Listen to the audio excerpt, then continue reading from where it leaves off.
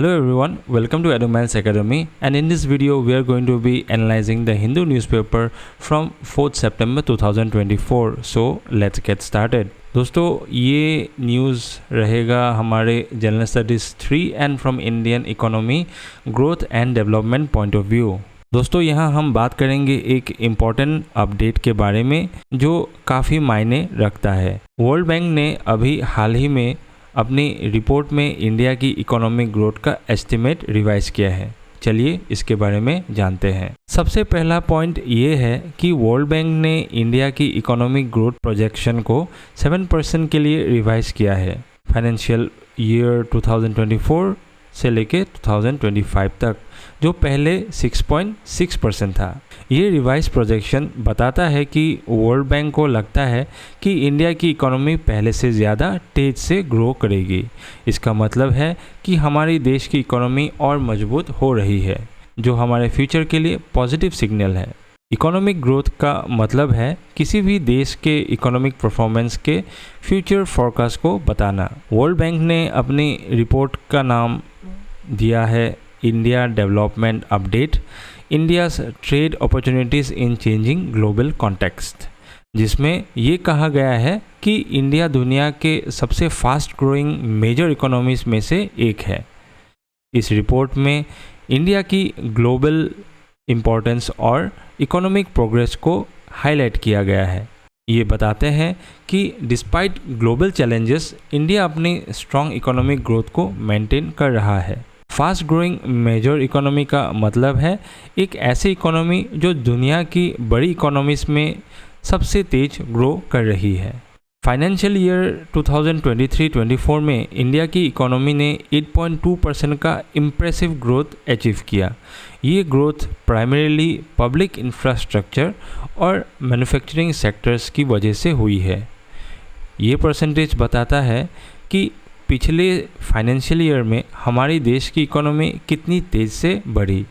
Infrastructure और manufacturing sector ने इस ग्रोथ को बूस्ट करने में बड़ा योगदान दिया।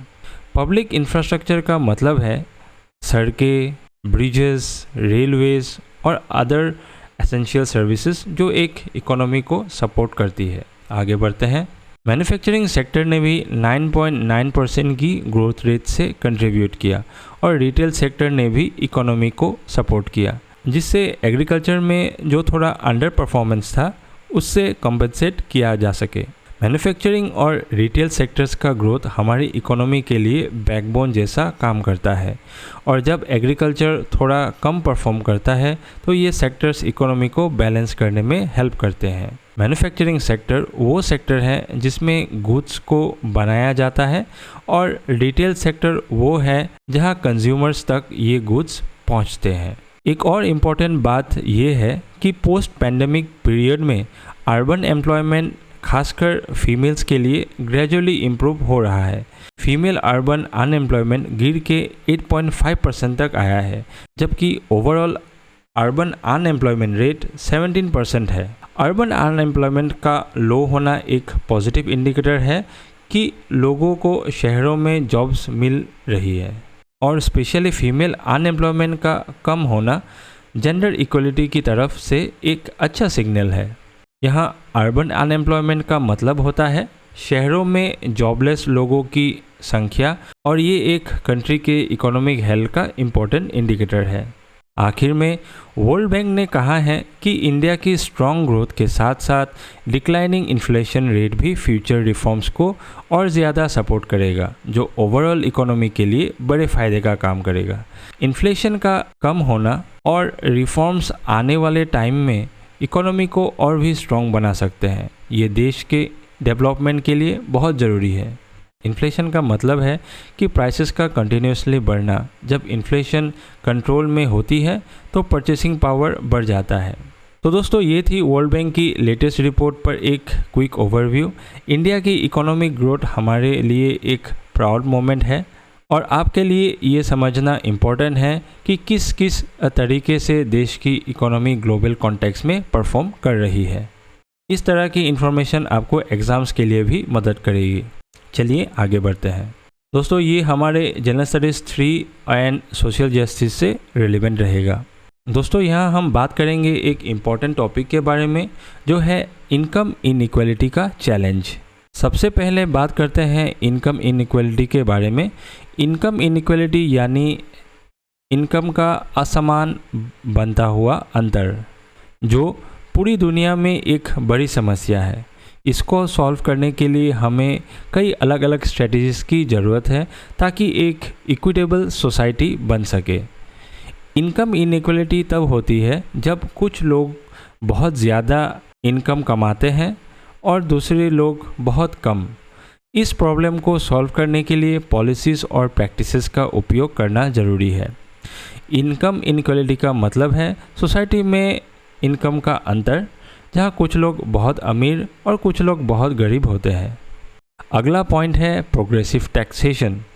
ये एक ऐसी टैक्स पॉलिसी है जिसमें ज़्यादा पैसा कमाने वाले से ज़्यादा टैक्स लिया जाता है और उस वेल्थ को गरीबों के बीच रिडिस्ट्रीब्यूट किया जाता है। लेकिन ये सिर्फ पैसा लेकर बांटते नहीं है, बल्कि इसे हेल्थ, एजुकेशन और स्किल डेवलपमेंट जैसे एरियाज में भी इन्वेस्ट किए जाते हैं। ये टैक्सेशन मॉडल काफ़ी फेयर होता है, जिसमें बड़े इनकम अर्नर्स अपनी वेल्थ का कुछ हिस्सा देश के वेलफेयर के लिए कंट्रीब्यूट करते हैं। यहाँ प्रोग्रेसिव टैक्सेशन का मतलब है ज़्यादा पैसा कमाने वाले से उनकी इनकम के हिसाब से ज़्यादा टैक्स लेना और उसे डेवलपमेंट के लिए लगाना। नेक्स्ट पॉइंट है एजुकेशन और स्किल डेवलपमेंट। सभी को क्वालिटी एजुकेशन और स्किल ट्रेनिंग का एक्सेस मिलना चाहिए, जिससे उनकी एम्प्लॉयबिलिटी और इनकम अर्निंग पोटेंशियल बढ़ सके। अगर लोग एजुकेटेड और स्किल्ड होते हैं तो उन्हें अच्छी नौकरी मिल सकती है, जो आखिरी में इनकम इनइक्वालिटी को कम करने में मदद करती है। यहाँ स्किल डेवलपमेंट का मतलब है नए स्किल्स सीखना, जिससे लोग ज़्यादा प्रोडक्टिव और एम्प्लॉयबल बन सके। इसके बाद आती है बात फेयर लेबर्स लॉस की। मिनिमम वेजेस, सेफ्टी और एक्सप्लॉयटेशन से बचाव जैसे कानून को एनफोर्स करना ज़रूरी है। कलेक्टिव बार्गेनिंग काफ़ी इम्पोर्टेंट होता है ताकि सभी वर्कर्स को इकोनॉमिक ग्रोथ का फ़ायदा मिल सके। अगर लेबर लॉस सही तरीके से इम्प्लीमेंट होते हैं तो उनका असर सीधा इकोनॉमिक ग्रोथ पर पड़ता है और इनकम इनइक्वालिटी को कम करता है। फेयर लेबर लॉस वो रेगुलेशंस हैं जो वर्कर्स के राइट्स को प्रोटेक्ट करते हैं और उन्हें एक्सप्लॉयटेशन से बचाते हैं। अगला पॉइंट है इन्वेस्टमेंट इन इंफ्रास्ट्रक्चर। ये इन्वेस्टमेंट सिर्फ सड़कें बनाने के लिए नहीं, बल्कि एनवायरनमेंट, वाटर, सैनिटेशन और क्लाइमेट चेंज जैसे सेक्टर्स में भी होनी चाहिए। इससे रीजनल डिस्पैरिटीज़ कम होंगी और इंक्लूसिव ग्रोथ को बढ़ावा मिलेगा। अच्छी इंफ्रास्ट्रक्चर डेवलपमेंट से एम्प्लॉयमेंट अपॉर्चुनिटीज़ क्रिएट होती है और एनवायरनमेंट भी सस्टेनेबल बनता है, जो लॉन्ग टर्म ग्रोथ के लिए ज़रूरी है। यहाँ इंफ्रास्ट्रक्चर वो फिज़िकल एंड ऑर्गेनाइजेशनल स्ट्रक्चर्स हैं जिसमें ट्रांसपोर्टेशन, वाटर सप्लाई और एनर्जी सिस्टम्स शामिल होते हैं। एक और ज़रूरी पॉइंट है कुछ रिच लोगों का कंट्रीब्यूशन। बिल गेट्स और वारेन बफेट ने अपनी वेल्थ का एक बड़ा हिस्सा पब्लिक गुड के लिए डोनेट किया।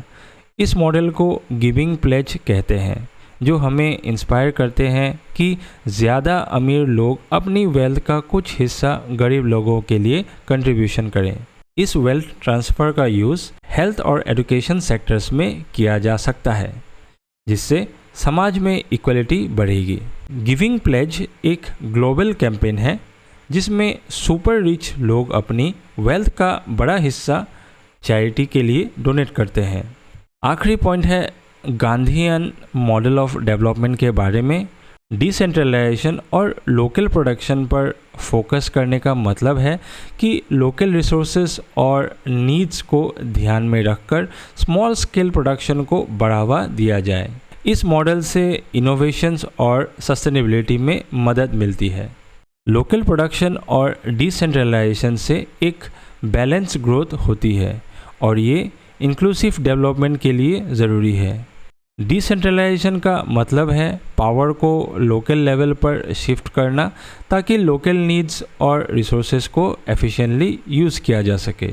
तो दोस्तों ये थी इनकम इनइक्वालिटी के चैलेंज को एड्रेस करने पर एक ब्रीफ ओवरव्यू। तो चलिए आगे बढ़ते हैं। तो दोस्तों ये न्यूज़ रेलिवेंट रहेगा हमारे general studies 3 and defence security and technology point of view से।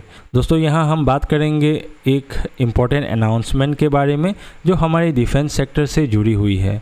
इंडिया ने अभी हाल ही में 1.44 लाख करोड़ के डिफेंस प्रपोजल्स को अप्रूवल दिया है, जो हमारे देश के आर्म्ड फोर्सेस के लिए एक बड़ा कदम है। तो चलिए इन प्रपोजल्स के इम्पॉर्टेंट पॉइंट्स को सिंपल तरीके से समझते हैं। सबसे पहला पॉइंट ये है कि डिफेंस एक्विजिशन काउंसिल DAC ने 1.44 लाख करोड़ के डिफेंस प्रपोजल्स को अप्रूव किया है। इससे हमारे आर्म्ड फोर्सेस की मॉडर्नाइजेशन में मदद मिलेगी। ये प्रपोजल्स हमारे मिलिट्री कैपेबिलिटीज़ को और ज़्यादा मजबूत बनाएंगे और नई टेक्नोलॉजी के साथ इंडियन आर्म्ड फोर्सेस को इक्विप करेंगे। यहाँ डिफेंस एक्विजिशन काउंसिल वो बॉडी है जो हमारे देश की डिफेंस रिक्वायरमेंट्स के लिए बड़ी परचेसेस को अप्रूव करती है। अब बात करते हैं उन इक्विपमेंट्स और वेसल्स की जो इस प्रपोजल में शामिल है।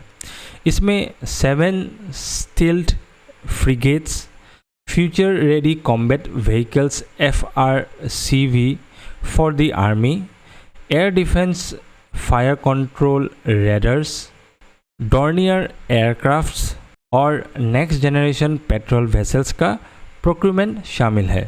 ये इक्विपमेंट हमारे नेवी, आर्मी और कोस्ट गार्ड की कैपेबिलिटीज़ को और एडवांस करेंगे, जिससे हमारी डिफेंस को और ज़्यादा स्ट्रॉन्ग किया जा सकेगा। स्टील्थ फ्रिगेट्स वो वॉरशिप्स होते हैं जो एनिमी रेडर से बचकर ऑपरेट कर सकती है। FRCV एक नए जनरेशन के कॉम्बैट व्हीकल्स हैं जो पुराने बैटल टैंक्स को रिप्लेस करेंगे। FRCV यानी फ्यूचर रेडी कॉम्बैट व्हीकल एक फ्यूचरिस्टिक मेन बैटल टैंक होगा जिसमें सुपीरियर मोबिलिटी और प्रोटेक्शन फीचर्स होंगे। ये टैंक्स आर्मी के पुराने T-72 और T-90 टैंक्स को रिप्लेस करेंगे। ये नए टैंक्स ज़मीन पर लड़ने की आर्मी की कैपेबिलिटीज़ को इम्प्रूव करेंगे और उन्हें और ज़्यादा एजाइल और प्रोटेक्टेड बनाएंगे। एक और इम्पॉर्टेंट पॉइंट ये है कि इस प्रोजेक्ट का 99% कॉस्ट इंडिजीनियस सोर्सेस से होगा, जो मेक इन इंडिया इनिशिएटिव को प्रमोट करता है। इसका मतलब है कि ज़्यादा इक्विपमेंट हमारे देश में ही डिज़ाइन और डेवलप किए जाएंगे। मेक इन इंडिया के ज़रिए हमारी इकोनॉमी और डिफेंस इंडस्ट्री को बूस्ट मिलेगा और हम अपने वेपन्स और इक्विपमेंट्स को भारतीय टेक्नोलॉजी से बना पाएंगे। इंडिजीनियस मैन्युफैक्चरिंग का मतलब है कि इक्विपमेंट का प्रोडक्शन अपने देश में किया जाए, जो इकोनॉमिक ग्रोथ और सेल्फ रिलायंस को प्रमोट करता है। इस प्रपोजल में air defence fire control readers भी इंक्लूड है, जो एरियल टारगेट्स को डिटेक्ट करेंगे और एक्यूरेट फायरिंग सॉल्यूशंस प्रोवाइड करेंगे। साथ ही next generation fast patrol vessels भी प्रोक्यूर किए जाएंगे, जो लॉन्ग रेंज मैरीटाइम ऑपरेशंस में मदद करेगी। ये मॉडर्न रेडर्स और पेट्रोल वेसल्स हमारी एयर डिफेंस और कोस्ट गार्ड को और ज़्यादा पावरफुल बनाएंगे, जिससे मैरीटाइम सर्विलेंस और सिक्योरिटी को स्ट्रेंथन किया जा सकेगा। एयर डिफेंस रेडर्स वो सिस्टम्स होते हैं जो हवा में दुश्मन के एयरक्राफ्ट को डिटेक्ट करते हैं और मिसाइल्स या फायरिंग सिस्टम्स को गाइड करते हैं। इस प्रपोजल में फॉरवर्ड रिपेयर टीम का भी जिक्र किया गया है, जो बैटल सिचुएशंस में मोबाइल रिपेयर सॉल्यूशंस प्रोवाइड करेगा। ये equipment Indian firm armoured vehicles Nigam limited के द्वारा डिज़ाइन और डेवलप किया जाएगा। ये रिपेयर टीम्स आर्मी के मर्चेंडाइज ऑपरेशंस के दौरान टैंक्स और हैवी व्हीकल्स को बैटलफील्ड पर ही रिपेयर करने में मदद करेगी, जिससे उनकी फाइटिंग कैपेबिलिटी कमज़ोर ना हो। फॉरवर्ड रिपेयर टीम एक मोबाइल टीम होती है जो वार के दौरान फ्रंट लाइन्स पर ही इक्विपमेंट्स रिपेयर कर देती है। आखिरी इम्पोर्टेंट पॉइंट ये है कि इस प्रपोजल में इंडियन कोस्ट गार्ड ICG को भी मॉडर्न इक्विपमेंट जैसे डॉर्नियर एयरक्राफ्ट और पेट्रोल वेसल्स से स्ट्रेंथन किया जाएगा। ये वेसल्स रफ मैरीटाइम कंडीशंस में सर्वेलेंस के लिए बनाए जाएंगे। ये स्टेप्स हमारे कोस्टल सिक्योरिटी को मजबूत करेंगे और ICG को मॉडर्न टेक्नोलॉजी से इक्विप करेंगे, जो हमारी मैरीटाइम बाउंड्रीज के रक्षा में बहुत ज़रूरी है। इंडियन कोस्ट गार्ड हमारे देश की कोस्टल रीजन्स को प्रोटेक्ट करता है और उनके लिए मॉडर्न एयरक्राफ्ट और पेट्रोल वेसल्स एसेंशियल होते हैं। तो दोस्तों, ये थी हमारी न्यूज़पेपर एनालिसिस फ्रॉम 4 सितंबर। आशा करते हैं ये न्यूज़ आपके एग्ज़ाम पॉइंट ऑफ व्यू से and from knowledge point of view से आपको मदद मिली होगी। तो मिलते हैं अगले वीडियो में, तब तक के लिए थैंक यू।